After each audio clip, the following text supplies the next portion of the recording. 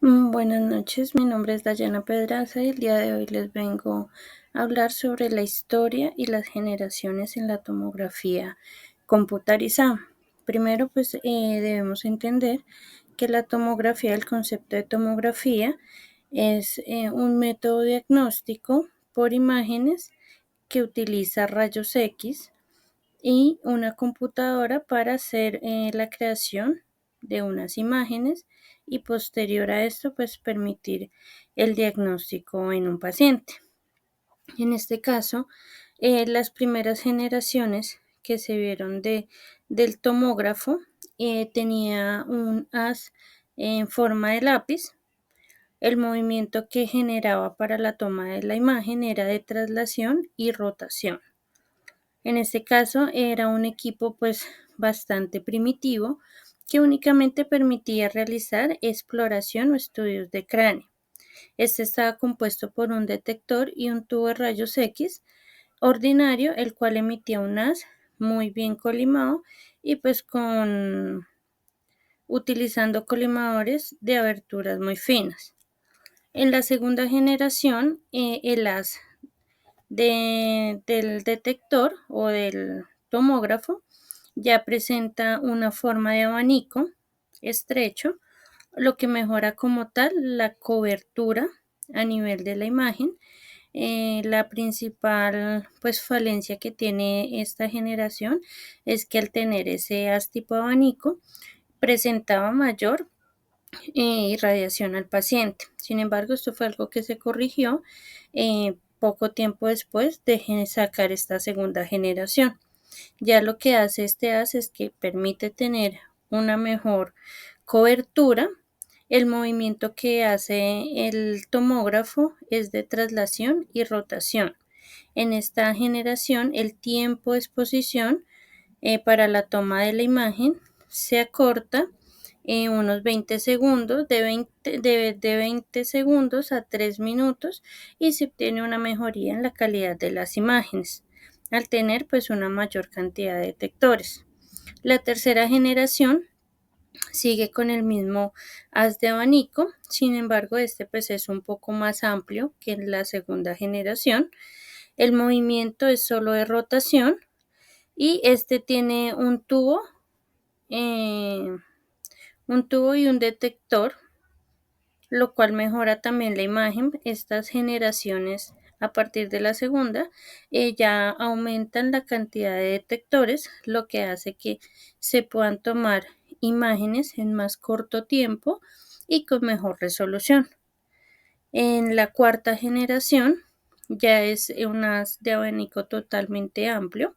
En esta la variación es que el movimiento es únicamente de rotación del tubo. Los detectores se mantienen fijos y el tubo de rayos X y los detectores permanecen fijos. Tiene una circunferencia en forma de corona, lo que maneja 100, lo que maneja 1000 detectores alrededor del paciente, permitiendo obtener tomas o reconstrucciones más rápidas y con muchísima mejor resolución.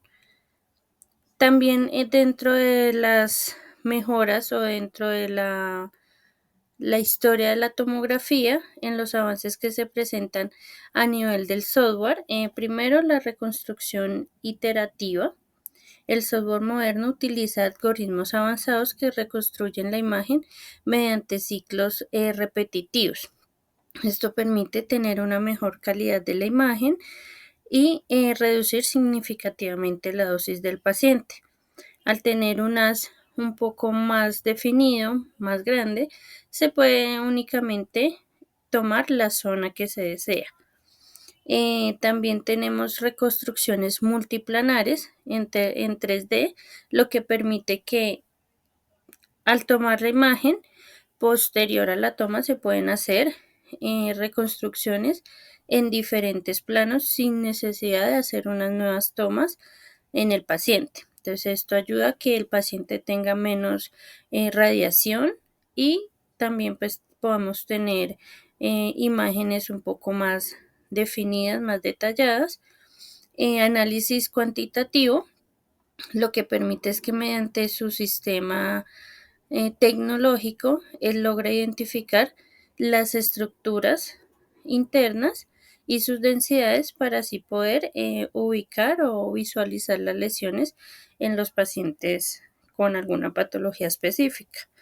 Tiene una inteligencia artificial, lo que permite pues que almacene datos, almacene información y así nos ayude a mejorar como tal la tela, el tema del diagnóstico, del toda la información que nosotros manejamos, esto nos ayuda a mejorarlo con el uso de la IA y un aprendizaje automático. Entonces, a medida que ya se va alimentando de los datos, va sacando pues esta información o este aprendizaje automático.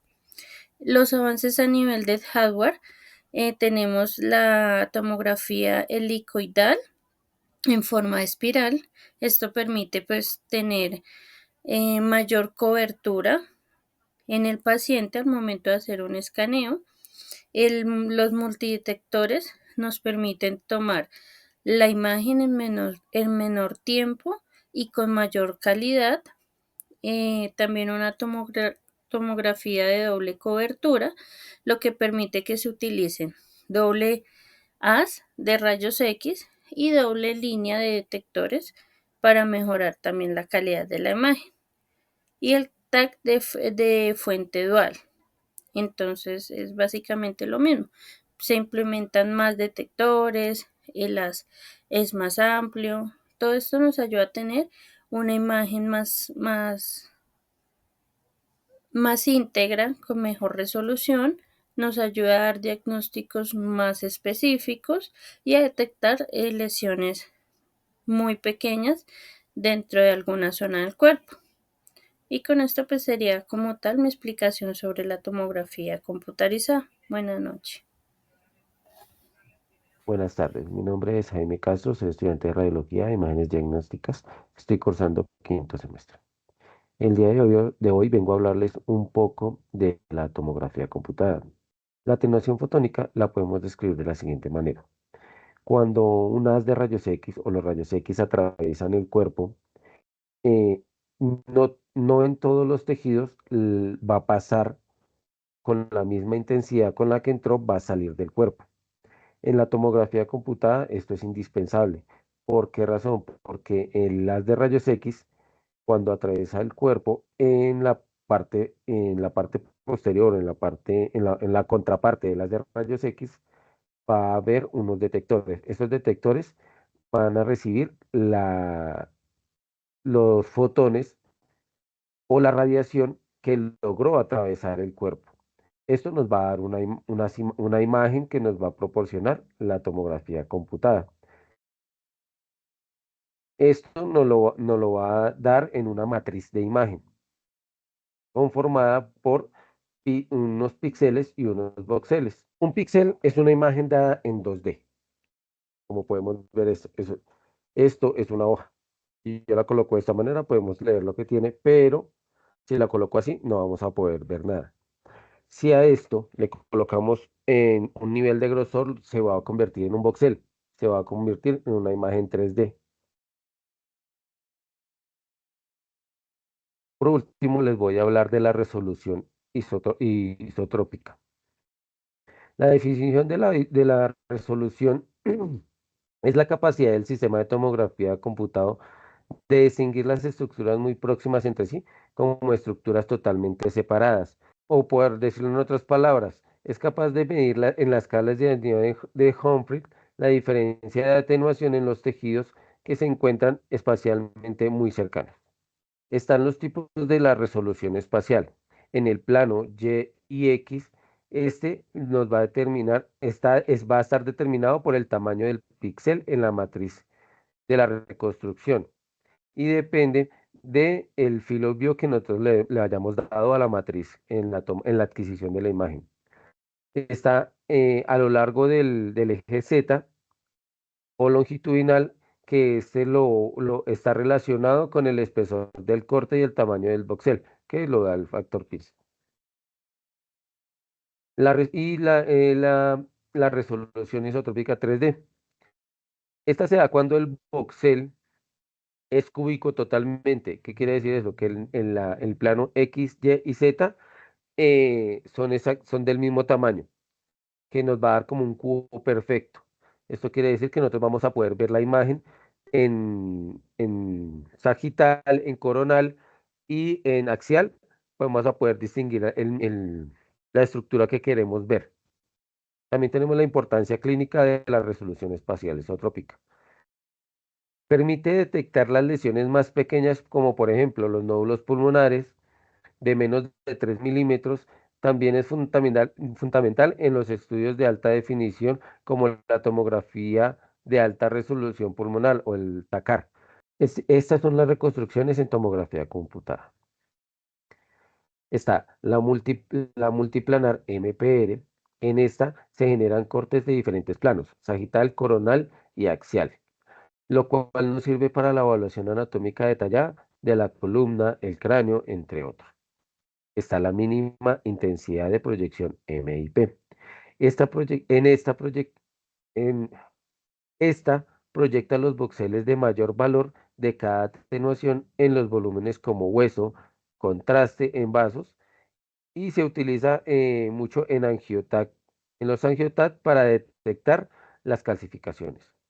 También tenemos la mínima intensidad de proyección, MNEB. Esta proyección, los voxeles de menor valor de atenuación, se utiliza para visualizar la visualización de estructuras aéreas como los pulmones y la vía aérea. También encontramos la reconstrucción volumétrica. Esta permite que todas las reconstrucciones con valores de atenuación ponderosos. También tenemos la reconstrucción volumétrica. En esta permite ver todas las estructuras con valor de atenuación ponderosos. Sirve para la evaluación global anatómica y la planificación quirúrgica. Nos da estos modelos 3D. Y la reconstrucción de superficie sombreada SSD. Esta crea una imagen en 3D al identificar un umbral de atenuación, como por ejemplo, mayor a 200 unidades Humphrey para huesos y lo representa como una superficie sólida, como lo podemos apreciar en esta imagen. Muchas gracias. Muy buenos días, estimados tutores y compañeros. Mi nombre es Brian Sánchez. Actualmente curso el quinto semestre de Radiología e Imágenes Diagnósticas. El día de hoy vamos a dar solución al tema al video explicativo de la fase 2 del curso de Altas Tecnologías e Imágenes Diagnósticas. Los temas que a mí me tocaron fue el cálculo de dosis en parámetros e índices de dosis en estudios de tomografía computarizada. Inicialmente tenemos 4 parámetros que tenemos que tener en cuenta para poder calcular una dosis óptima, para poder tener un equilibrio entre técnica óptima y evitar la menor radiación posible al paciente. Entonces tenemos que tener claro que tenemos 4 parámetros que tenemos que saber calcular para poder obtener esto. El cual es el ponderado, el segundo es el volumétrico, el tercero es el producto de dosis por longitud y el cuarto es la dosis efectiva. El primero, que es el ponderado, es un parámetro que se utiliza en la tomografía computarizada, la cual nos ayuda a estimar la dosis absorbida en un corte. Para llegar a este cálculo necesitamos tener en cuenta los siguientes parámetros. El parámetro central y el periférico. Necesitamos saber cuánto mide el paciente, cuánto pesa, el volumen corporal de él, y así podemos calcular cuánta radiación está llegando a la periferia del paciente y al centro anatómico de la estructura que estamos analizando. La fórmula de ponderación pues la tenemos ahí abajito para poder calcular esto, dependiendo de las medidas que nos dé el paciente, pues ahí podemos sacar conclusiones. Y el resultado de esto es representado en unidades de miligray. El siguiente, el siguiente parámetro es el volumétrico, que es un parámetro que se utiliza en tomografía computarizada, la cual nos indica la dosis absorbida. Y esta es una complementación del parámetro ponderado. Durante la radiación de exploración en un estudio, y para esto pues, necesitaríamos saber la valoración del pitch. El pitch, como lo hemos visto anteriormente, pues ya sabemos qué es el pitch. El pitch es el avance de la mesa por cada rotación que tiene el gantry. Digamos que este es el paciente, entonces conforme avanza la mesa y el paciente está pasando por el gantry está dando una vuelta y está examinando y está haciendo unos cortes anatómicos del paciente. Si el gantry si la mesa si la mesa avanza más lento, el pitch va a ser más largo, pero si la mesa avanza más rápido, el pitch va a ser más corto. Esto pues dependiendo de cómo configuramos el equipo y qué es lo que necesitamos estudiar. Después de tener esto del pitch, entonces tenemos que multiplicarlo por la anchura total de colimación. Esto se calcula multiplicando el número de cortes por el grosor de cada corte, para que nos dé este cálculo. Y por último pues ya tenemos la fórmula para poder calcular el parámetro volumérico, que sería el ponderado dividido por el pitch. Este resultado también lo tenemos que representar en miligrays, pero multiplicado por centímetros cuadrados. Es muy importante tener en cuenta que estos parámetros trabajan uno con el otro. Entonces, si necesitamos saber el cálculo de uno, necesitamos saber el dato del anterior, porque pues ellos van de la mano, ellos van uno con otro. El siguiente es el producto de dosis por longitud, o también se interpreta como el DLP, que es el indicador que nos da el dato sobre la dosis total percibida en una exploración. Los parámetros para calcular este son el parámetro volumétrico, que ya tenemos el dato, y la longitud de exploración. Entonces, la longitud de exploración, pues entonces pues ya podemos, si es un cálculo muy sencillo, si vamos a explorar un cráneo, pues un cráneo mide aproximadamente 30 centímetros, entonces el, la longitud entonces el DLP sería igual al CTI volumétrico multiplicado por la longitud en centímetros cuadrados. Y por último tenemos la dosis efectiva. La dosis efectiva nos traduce una exposición de un paciente en cuanto a la reversibilidad de los diferentes órganos en parámetros para calcular la dosis efectiva son el DLP, que es la dosis de longitud, que ya la tenemos calculada previamente, y esto se multiplica por el coeficiente de conversión. El coeficiente de conversión, pues bueno, ese es el factor, ese factor cambia dependiendo de cada paciente, depende del edad, peso y tamaño de la estructura en la que vamos a estudiar, o la región del estudio. Y estos parámetros están establecidos por la Comisión Internacional de Radiología. Y la fórmula es muy sencilla, es la dosis de longitud multiplicada por este coeficiente. Y esta unidad se representa en MSB.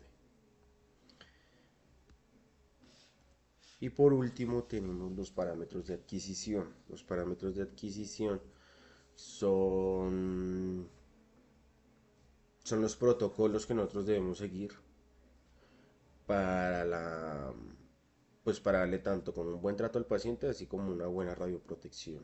Entonces tenemos que tener 4 cosas: parámetros de adquisición, técnicas de reconstrucción, planificar bien un estudio y protección y control al paciente. ¿Qué es un parámetro de adquisición? Nosotros tenemos que establecer bien un equipo, obviamente previamente con los cálculos que yo les he explicado anteriormente. Esos son los parámetros que nosotros tenemos que tener para una buena adquisición, una buena técnica, un KBP óptimo, un MAS adecuado, una colimación y un pitch dentro de los parámetros acordes a lo que estamos estudiando. Todo esto para qué? Pues obviamente para evitar sobrerradiación al paciente. Si sabemos que tanta radiación necesitamos emitir, va a ser más que suficiente para tener tanto un buen estudio, unas imágenes de calidad, y una sola exposición mínima al paciente para la radiación. Después vamos a seguir con las técnicas de reconstrucción. Esto ya es un tema profesional nuestro. Nosotros ya como profesionales de la salud tenemos que tener pues claros cuáles son las técnicas de reconstrucción, cómo aplicar con un filtro, qué es lo que está pidiendo el médico, cuántas ventanas, tejidos blandos, tejidos óseos, eh, todo ese tipo de cosas necesitamos saberlas. ¿Para qué? Pues para dejar un estudio de calidad y no necesitar repetirlo, en el peor de los casos. Repetirlo, ¿para qué? Todo esto con el fin de no sobreirradiar al paciente. Luego tenemos que planificar un estudio. Previo a todo lo que tenemos que hacer en la sala de tomografía, tenemos que planificar el estudio, tenemos que saber qué paciente es, qué patologías tiene, por qué le indicaron el estudio, acorde a qué es el estudio, hablar con él, saber si es la persona que es, preguntarle nombre, cédula. Si no puede hablar, pues hablar con el familiar, con el jefe de enfermería, tratar de estar 100% seguros de que es el paciente y que sí es el estudio que necesita.